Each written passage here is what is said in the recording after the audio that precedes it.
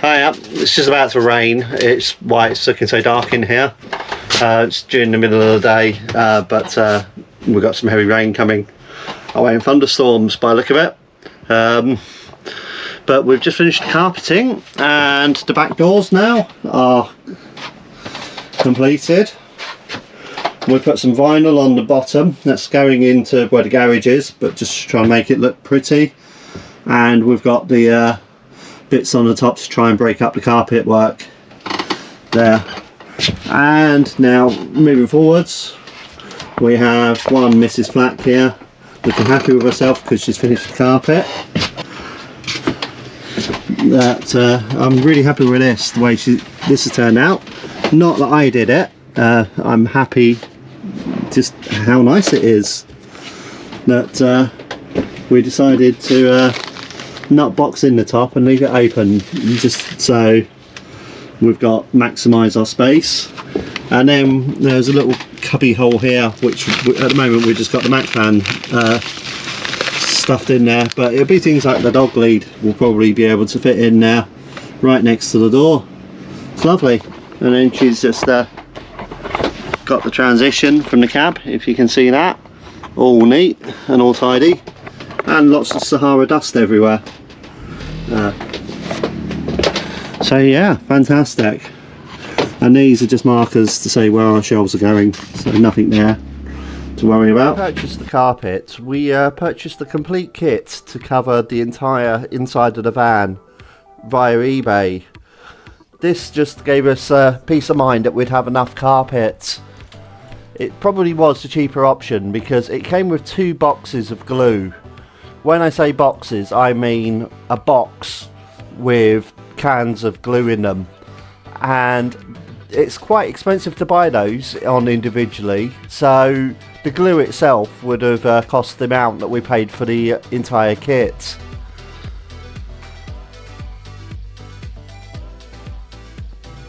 Approximately 15 metres of carpet was needed in our van, but a little extra was needed to do the overhead cupboards.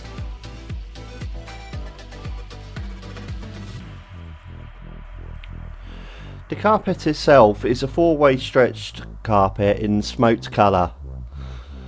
It's also worth noting that the carpet was the same width as our van, so we could run the carpet widthwise, as you can see here, which made it very easy for us on these bits.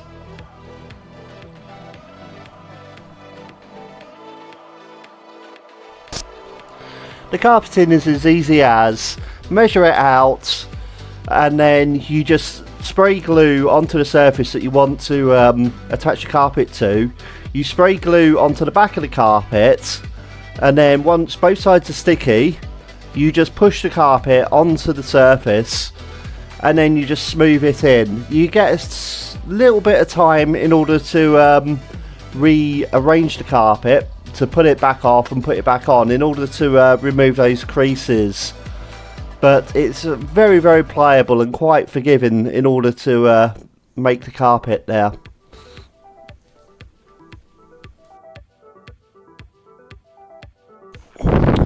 The other thing is, it's really worth noting that you must wear eye protection when using the glue, because the glue jams up in the nozzles and it means that they're very unpredictable of where it's spraying that glue.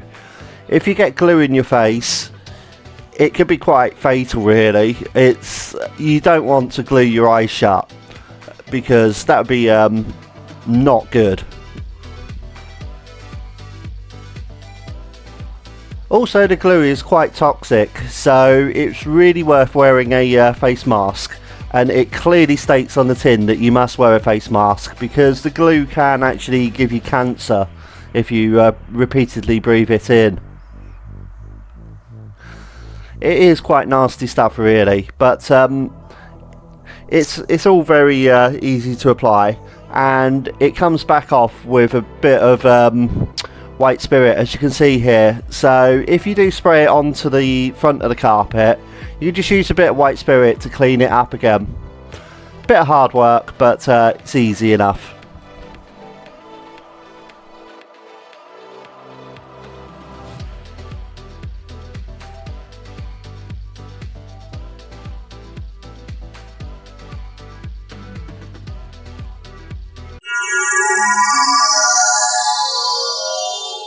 What we've done is we've spent about 2 days in taking this panel off and then putting it back on again.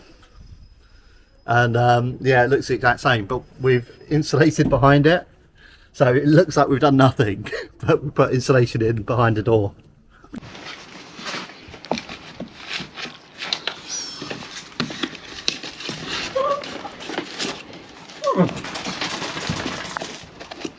Happy with that? And then a layer of foam? Yeah. Yeah, this one I'm not doing because it's got all the moving bits in it. You want to do it? And I've foamed up in here, all this is foamed. Push some up into there.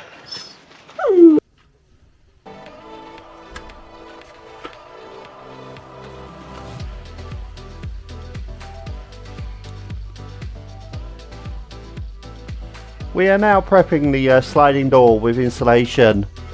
First of all, we had sound deadening going in, and then on top of that you can see the foil block, followed by foil and foil tape, and then over the top of that we put the wood.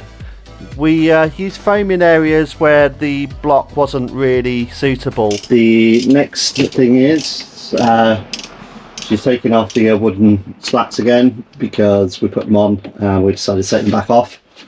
So we're going to carpet the door without those on, because the big black hatches at the bottom we may need to get to if a bulb goes on the number plate, for instance, which is an MOT failure.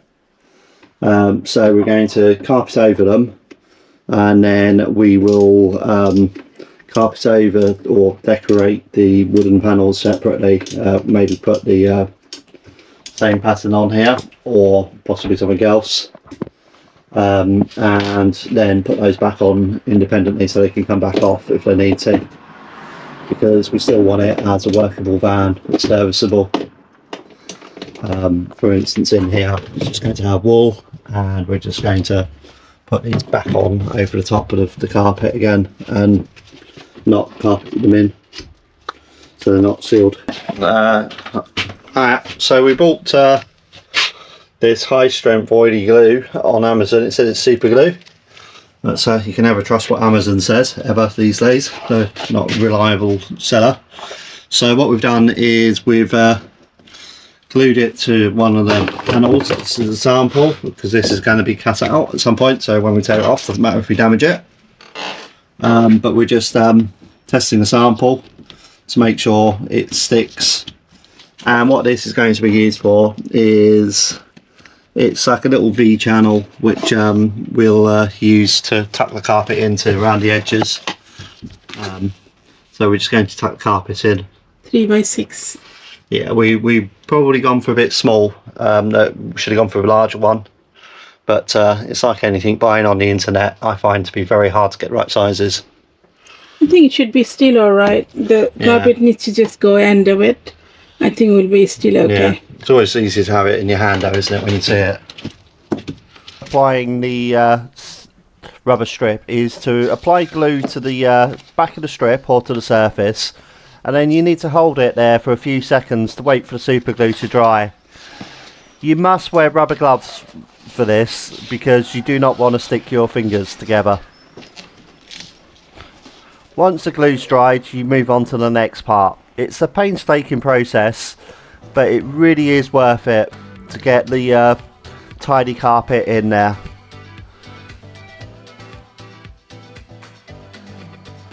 We purchased 20 metres on eBay for about £10 to £20. I can't remember exactly, but we ended up using most of it. We used the rubber trim around each of the back doors, going around the entirety of the door, and then we repeated the process on the side door. It was also used on the bulkhead to separate the carpet to the bulkhead, along with the side door.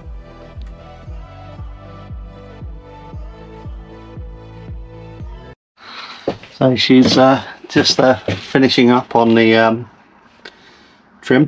I'm just going around and opening it. So this is for the carpet to tuck into on the edges, just to make it nice and neat. So we're going to have carpet up until this black line, and then the black line is where it ends, and the straggling cut basically goes into that carpet. Yep. You have to spray the carpet on both sides, like so.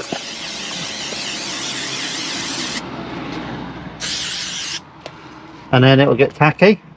Mm.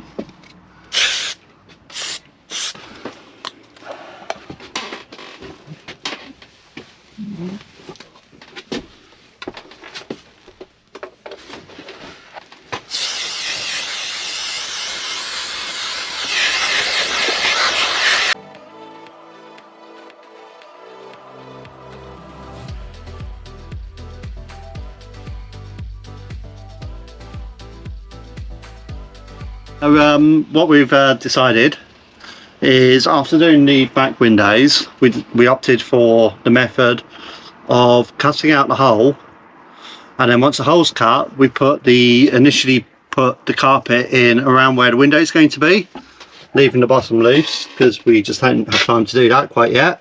We'll come back to that after, and then we'll put the window in, push the window seal on, and then put the window in, and that will give us a much cleaner fit around the window sill. So it's the best way of doing the carpet first, then the window. We found that this technique actually paid dividends. It was very neat and very easy, and we didn't have to do the whole carpeting. We just carpeted a bit around the window, put the window in, and then we came back and finished it later. And it gave us that real neat finish with the carpet pushed right up underneath the beading that was put around the window, so there was no signs of rough edges around the window itself.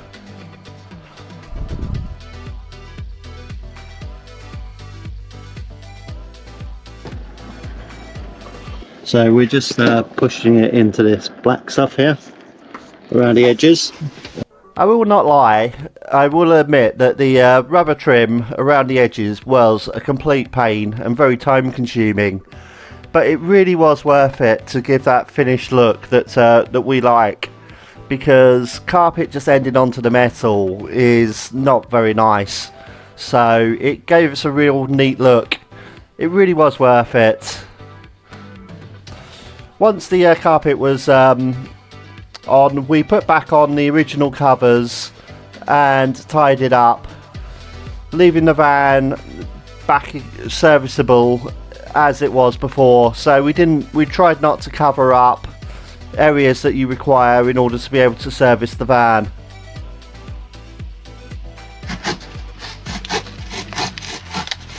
The same technique was used of just gluing the carpet to the insulation backing behind it using the spray glue trim fix that we used.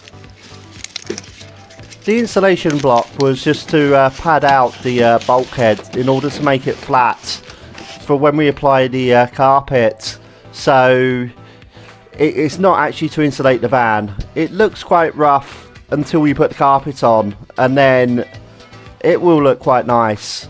It always looks terrible until the carpet goes on.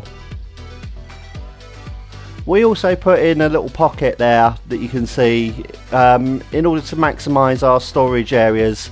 We could use those for keys or something very minor, just next to the door.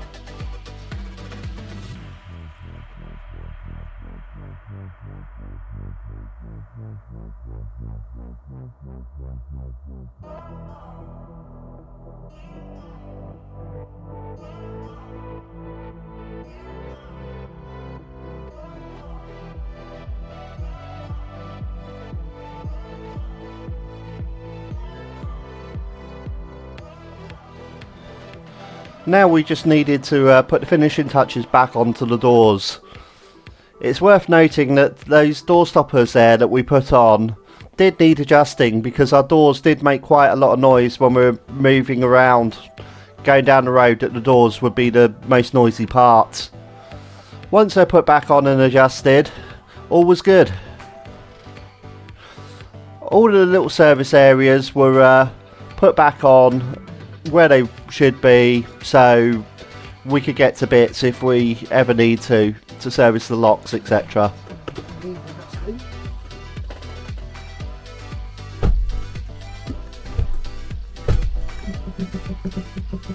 Looks alright.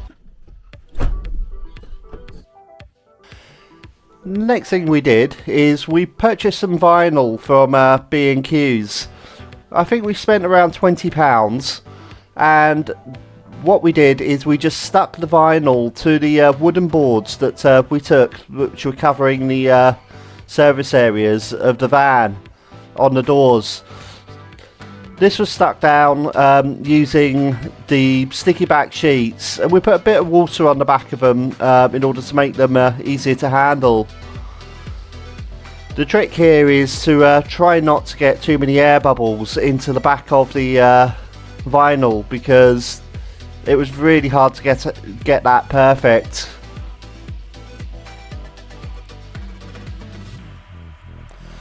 The boards were then attached with screws back into the original places with the vinyl on them, and we just used screw caps just to make the screws slightly nicer looking.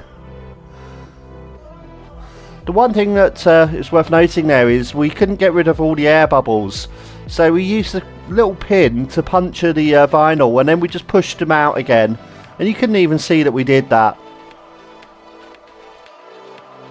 Were our overhead cupboards. We carpeted the cupboards over top of the bed, just the ones for the beds, and then the larger cupboards were left painted. These overhead cupboards don't have doors on them, and we just had elastic in order to keep clothes in there, because they're only going to be used for t-shirts and trousers, etc. Okay. It's elastic, so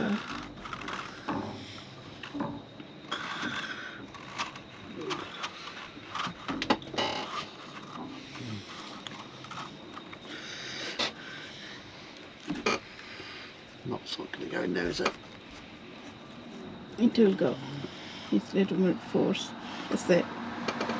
That's it. Don't do it too heavy now.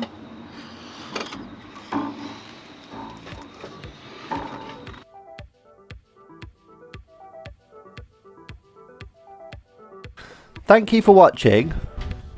I hope you enjoyed this. To help us grow, please subscribe.